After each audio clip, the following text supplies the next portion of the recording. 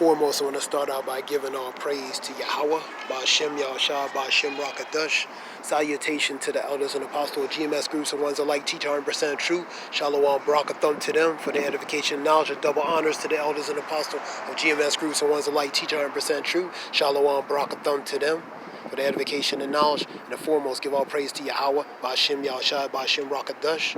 I'm going to start out with Psalms 50, 20, and 21. He hath put forth his hands against such as be at peace with him, and have broken his covenant. Covenant relates to a pact, a contract, a treaty, an agreement. I'll give you an example of that. From 1778 to 1871, the United States government entered more than 500 treaties with the Native Americans tribes. All of these treaties have since been violated in some way or outright broken by the U.S. government, while multitude treaties were also violated and broken by the Native American tribes. Wikipedia. For centuries, treaties have defined the relationship between many Native American nations in the U.S. More than 370 plus ratified treaties have helped the U.S. expand its territory and led to many broken promises made to the American Indians. January 2015 NPR code switch. Broken promises on display at Native American Treaties Exhibit website. So that's an example of that, the covenant being broken. The words of his mouth were smoother than butter, but war was in his heart. His words were softer than oil, yet were they drawn swords. So he spoke with smooth words, but in the heart they had a whole different other intentions. I'm going to go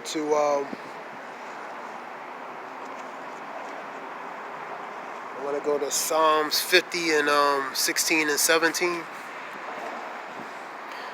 But into the wicked Yahweh saith, what hast thou to do to declare my statutes, or that thou shouldest take my covenant in thy mouth, seeing thou hatest instructions, and casteth my words behind thee? It relates to the wicked, because they hate instructions, they hate anything regarding this truth and knowledge, man. That's contrary to that.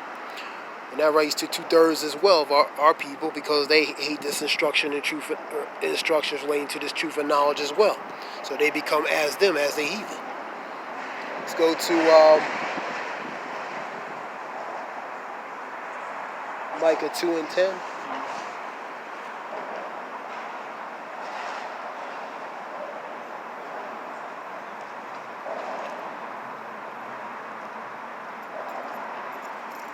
This is Micah 2 and 10. Arise, ye, and depart, for this is not your rest, because it is polluted, and shall destroy you even with a sword of destruction. So it's telling you to separate, because if you don't, you're going to get caught in its destruction. That's especially a message, a woe to the so-called blacks, Hispanic, Native Americans, man, because it's not a place of your rest, man. It never was. Baruch 4 and 6, man. For ye were sold into the nations, not for your destruction, because ye moved the Lord Yahweh Ba'ashem Yahushua to wrath, and you were given to thine enemies, these other nations, man. That's a form of punishment, spiritual bondage. And the only way that bondage can be broken is when Yahushua comes back, what they ignorantly call Jesus, to come back to free, to break that bond, to break that yoke, which is a spiritual form of bondage. Let's go to Ecclesiastes 12, 13 through 18. Or Sirach, Ecclesiasticus 12. I'm going to start at 12, 13 through 18.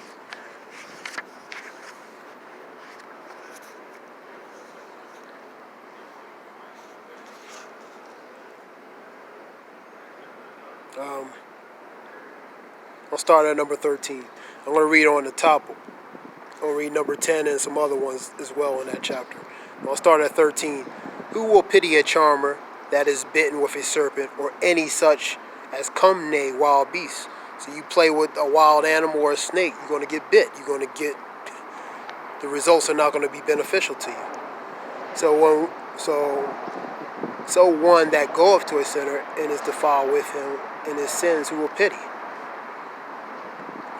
For a while he will abide with thee, but if thou begin to fall, he will not tarry. So when situations change, not in the benefit of you, the individual's not gonna wait around or tarry or wait around. They're gonna haul ass. All right. The enemy speaketh sweetly with his lips. Put that with Psalms 55 and 21. But in his heart he imagined how to throw thee into a pit, and he will weep with his eyes. But if he find opportunity, he will not be satisfied with blood. You know what I mean? So his intentions were contrary to what he displays from the optics, man. I put that with Psalms 55 and 21, with Ecclesiasticus, Sirach 20, and Ecclesiasticus or Sirach 12 and 16. If adversity comes upon thee, thou shalt find him there first. And though he pretend to help thee, yet he shall undermine thee. You know what I mean? Because ultimately that individual might have been the one who actually orchestrated it, relating to certain matters, man. So conveniently he's going to be there, the pose as he's concerned, but actually he's probably the one that orchestrated and facilitated it. So he's trying to undermine your position. And he will shake his head and clap his hands and whisper much and change his countenance. I want to go to number 10. Never trust thy enemy, for like as iron rusteth, so is his wickedness. So he never changes, man. Though he humble himself and go crouching, yet take good heed and beware of him, and thou shalt be unto him as if thou had wipest a looking glass, and thou shalt know that his rust have not been altogether wiped away. So it doesn't change. You could try to clean it, but it's going to be what it is. It's not going to change its state. Number 12. Set him not by thee, unless when he have overthrown thee, he stand up in thy place. Neither let him sit in thy right hand, unless he seek to take thy seat. And thou at the last remember my words and be pricked therewith. So he's trying to undermine thee and take. He's an opportunist and ultimately try to undermine and take thy position, man. And to do that, he gets close to you so he can try to do that. So that's the characteristics relating to one who's the wicked, man. One who has less than wicked related with opportunistic type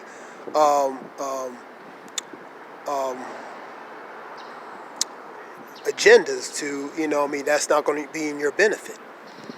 So that's one that's going to undermine and try to take your position.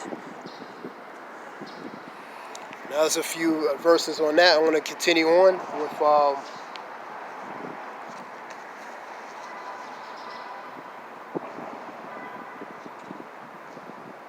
I'm going to go to Isaiah 30.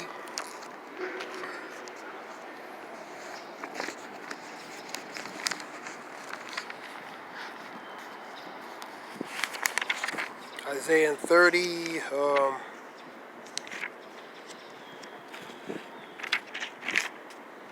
Let's go to Isaiah 30 and 5. They were all ashamed of a people that could not profit them, nor be an help, nor profit, but a shame and a reproach, and also a reproach. That relates to the nation of Israel trusting. We use the example as the Indians, so-called blacks, Hispanic, Native Americans. They trusted a certain unreliable nation that ultimately had a nefarious agenda against them, man. So they were no profit, no help to them, a benefit, but they only a shame and a reproach to them. And I'm gonna put Isaiah 31. Woe unto them that go down to Egypt for help, and stay on horses and trust in chariots, because they are many, and the horsemen because they are very strong.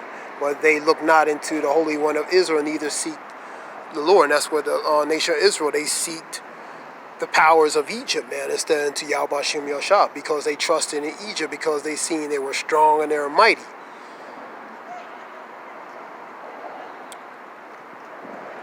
Yet ye also is wise, and will bring evil, and will call back his words.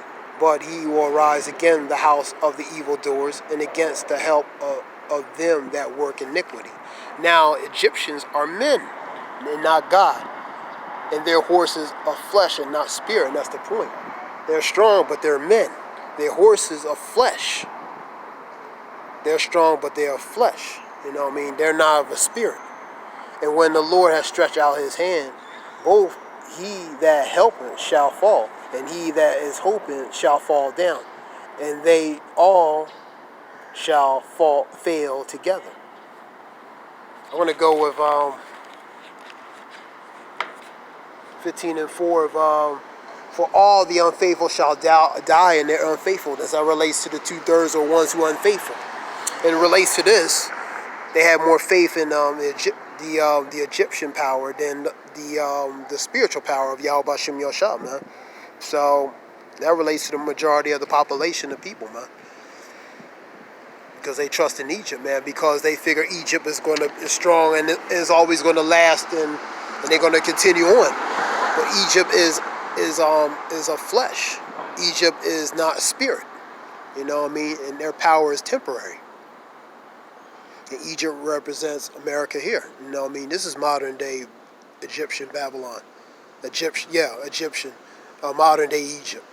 Relates to America, man. So they trust in the ways of here. And these, the previous kingdoms were strong as this one. But just like all kingdoms, their power does have a limitation eventually. All right, let's continue on.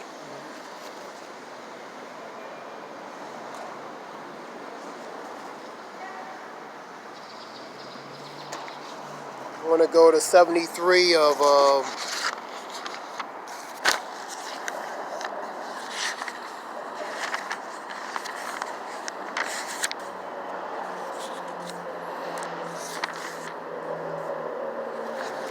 Psalm 73, I believe.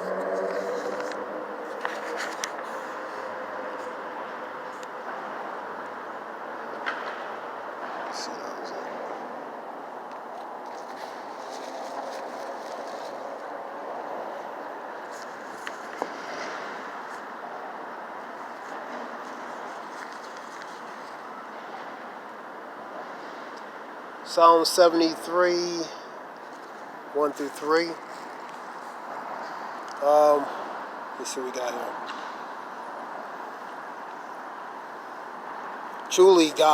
Truly God Yahweh is good to Israel, even to such as are of a clean heart. But as for me, my feet were almost gone. My steps had well nigh slipped.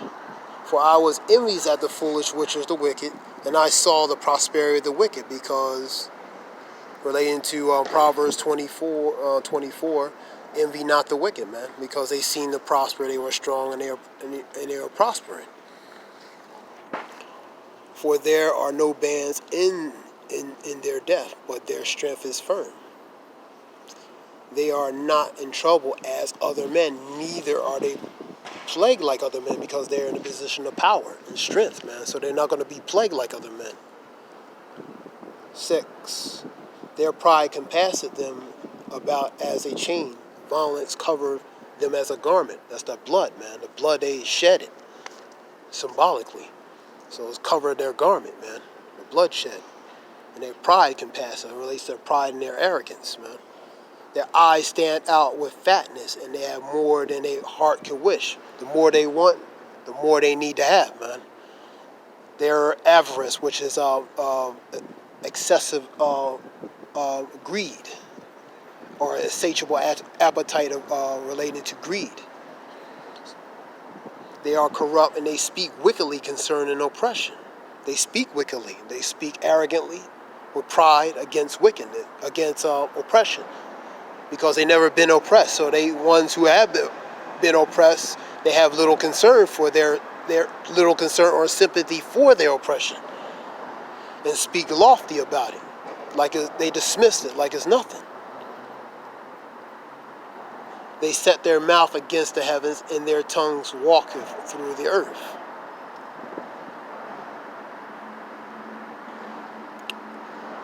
I'll just read on. Therefore his people return hither, and the waters of the full cup are wrung out of them.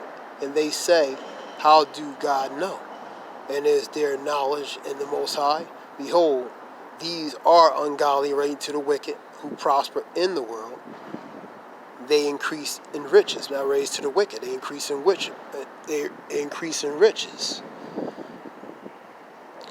Because the blessing is the sword, and through the sword, violence, and they acquire resources, and most of all, wealth, and various things to increase their status of power. Really, I have cleansed my heart in vain and washed my hands in innocence. For all the day long have I been plagued and chastened every morning. And if I say I will speak thus, behold, I should offend against the generation of thy children. And when I thought to know this, it was too painful for me. Until I went into the sanctuary of Yahweh and understood I their end. Surely thou didst set them in a slippery place, thou castest them down into destruction, related to the wicked. So the point is, through 1 through 8, number 8 specifically, they are corrupt, they speak wickedly concerning oppression. They speak loftily. So because they're not going to be sympathetic, they're not sympathetic to oppression and adversity, because they're not in trouble in plague like other men. They're in a position of power and strength, like I say. So other nations that go through certain things, they're not going to have sympathy. They're not going to be sympathetic or show any empathy towards them. You know what I mean? Because we in two different worlds, man.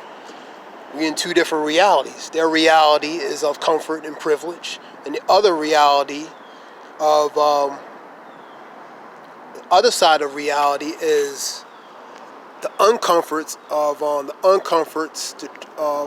relating to poverty and adversity and hardship, man. So it's two different worlds, man. One has to grind and the other has to chill.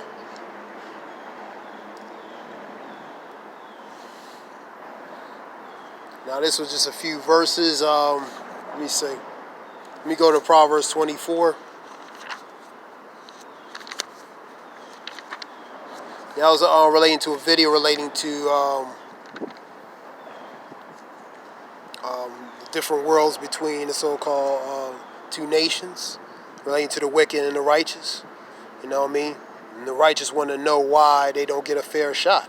Well, they don't get a fair shot.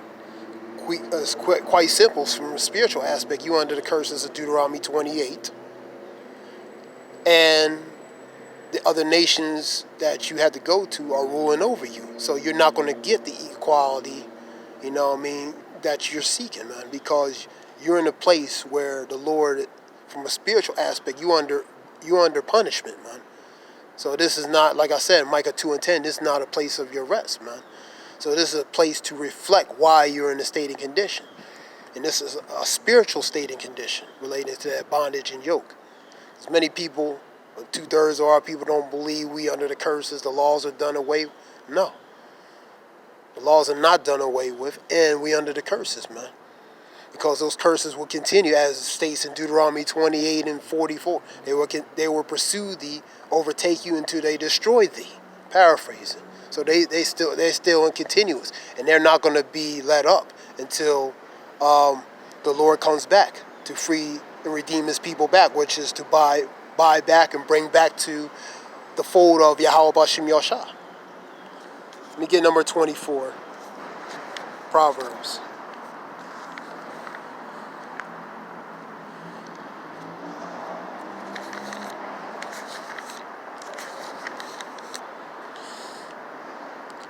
Be not thou envious against an evil man, neither desire to be with him. His power is temporary, man. Even though he seems to prosper, he's supposed to prosper. This is his time and season. The balance of the equation is the wicked have their time, the righteous have their time.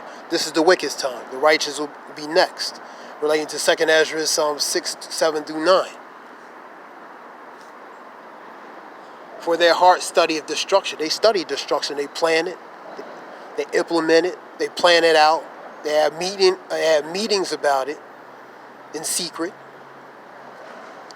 And they plan and devise how to implement and exercise these things. They're methodical, and they strategize how to implement these things. And this relates to for their heart study of destruction, their lips speak of mischief. For their lips speak of mischief, deceit. But because they pretend to mask, because they have to use deception and deceit to mask their true intentions, or what they really want to do, relating to Psalms 55 and 21, Ecclesiastes 12 and 16. So the wicked are very wickedly intelligent, man. So they know what they're doing. I'm gonna read that again. For the heart study of destruction, their lips talk mischief.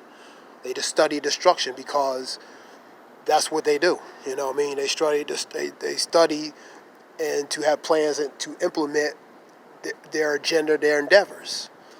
And their lips talk of mischief. And they use the mischief to mask their agendas or what they're truly trying to do. And that being said, I'm going to begin to end this. Give all praise to Yahweh. I hope this helps someone in some way. Give all praise to Yahweh, Bashim Yahshua, Bashim Rakadash. Dua Shalom.